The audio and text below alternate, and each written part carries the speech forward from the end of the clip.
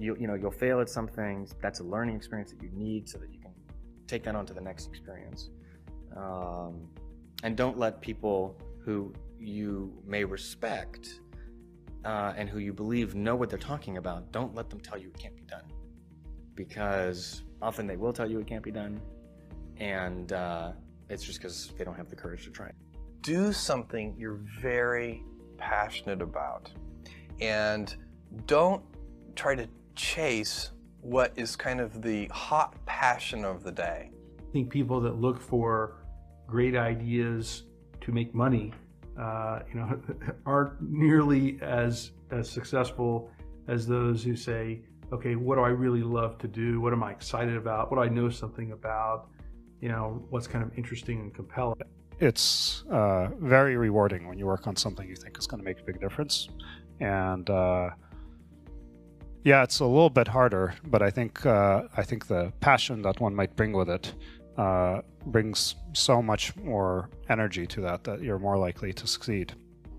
You have to have an emotional investment in what you're doing. If you don't love what you're doing, failure is pretty much guaranteed. Success is not guaranteed by any means, but failure is much more likely if you don't love what you're doing. If you know exactly what you want to be, you need to spend as much time with people that are actually that already. One of the things that I do is I question a lot of things.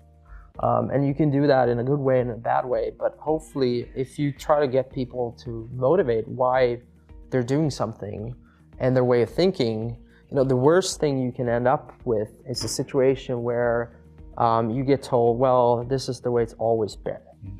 That's the worst ever. That's a non-answer. Instead, ask yourself, given everything we have today, is there a way we can make this better? And so when we're coming up with ideas, we always ask ourselves, what kind of new market is this creating? And then also what part of my day and what problem is it solving? And so I've gone as far as taking an entire catalog of my day from the moment I open my eyes and writing down every single thing I do. And then asking myself, is there something here?